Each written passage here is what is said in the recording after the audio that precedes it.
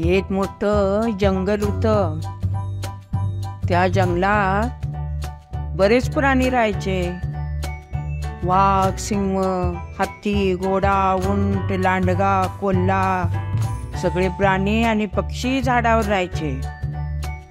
तर त्या जंगलाचा राजा होता सिंह. सिंहाला सगळे घाबरायचे. तर एकदा काय झालं, सिंहाला भरपूर शिकार मिळाली आणि त्याने भरपूर जेवण केलं.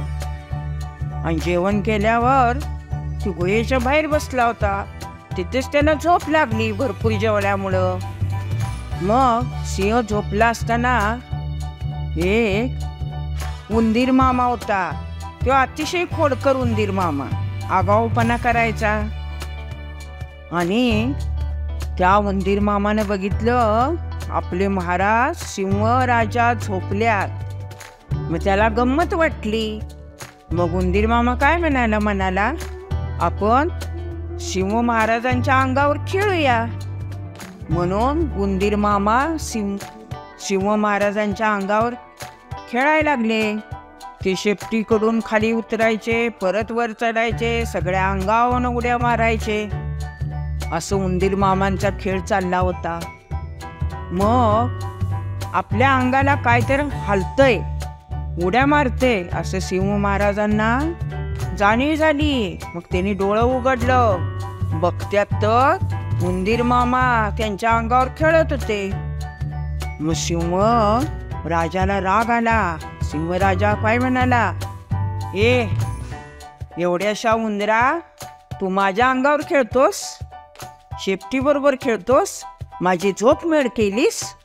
असं म्हणून सिंह राजानं उंदीर मामाला असं पंजात धरलं. आता तुला खाऊन टाकतो असं सिंह राजा म्हणाला. म्हणताना उंदीर मामा घाबरले, गयावया करू लागले, रडायला लागले. शिवराजा, मी चुकलो, परत असं तुमच्या अंगावर खेळणार नाही, मला माफी करा, मला खाऊ नका, मला सोडून द्यावं असं म्हणून गयावया करू लागले उंदीर मामा. मी तुम्हाला कधी उपयोगी पडेन, मी उपकाराची फेट ठेवणार नाही, मला सोडावं. असं ऐकल्यावर सिंहराजांचं भोजन पण भरपूर पोटभर झालं होतं, म्हणून तर त्यांना झोप लागली होती. मग ते काय म्हणाले, बर, माझं पण आता पोट भरलेलं आहे, मी आता तुझ्यावर दया करतो आणि तुला सोडून देतो, परत असं कधी करायचं नाही आणि या उपकाराची फेड माझी केली पाहिजेस असं म्हणल्यावर उंदीर मामा बर म्हणाले आणि तुरु चालत उंदीर मामा निघून गेले. मग सिंह महाराज पण उठले ना आपल्या गुहेत गेले. परत थोड्याच दिवसांनी काय झाले, असेच सिंह महाराज भरपूर जेवण करून झाडाखाली झोपले होते. तेवढ्यात 4 शिकारी आले आणि ते झाडावर चढून बसले आणि त्यांनी खाली पिंजरा लावला सिंह महाराजांना पकडण्यासाठी. मग थोड्या वेळाने सिंह महाराज आले आणि ते आपोआप पिंजऱ्यात पकडले गेले. मग झाडावर बसलेल्या शिकाऱ्याने पिंजऱ्याची दोरी ओढली. सिंह महाराज पिंजऱ्यात बंद झाले. मग सिंह महाराज जोरात ओरडू लागले, पण त्यांना सोडवाय कोण येणार. सगळ्या प्राण्यांनी बघितले सिंह महाराज शिकाऱ्याच्या जाळ्यात अडकलेत. प्राणी पण घाबरले होते, पण त्यांना सोडवणार कोण. मग शेवटी शिकाऱ्याने पिंजऱ्यात सिंहराजांना कैद केलं आणि शिकारी गावाकडे गाडी आणण्यासाठी गेलं.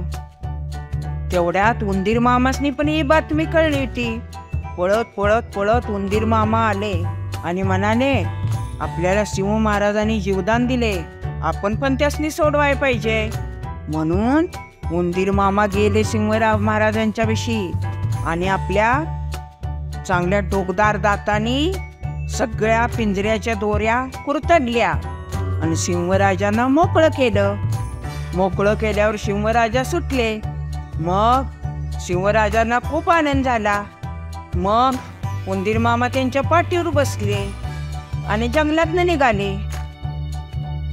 तेवढ्या ते शिकारी गाडी घेऊन आले. ती बघितल्यावर उंदीर मामाने चिवचिवाट केला. मग सिंहराजांना कळल्यावर त्याने पण डरकाळी फोडली. त्यांची डरकाळी ऐकल्यावर शिकारी गेले पळून. अशा तऱ्हेने सिंहराजाची सुटका उंदीर मामाने केली आणि आपल्या उपकाराची फेड केली. म्हणून कोणी आपल्यावर उपकार केले तर त्याची आपण परतफेड करावी, उपकाराची जाण ठेवावी. हा व्हिडिओ आवडला असेल तर आपल्या आजीच्या गोष्टी चॅनलला लाईक करा, शेअर करा आणि सबस्क्राईब करा.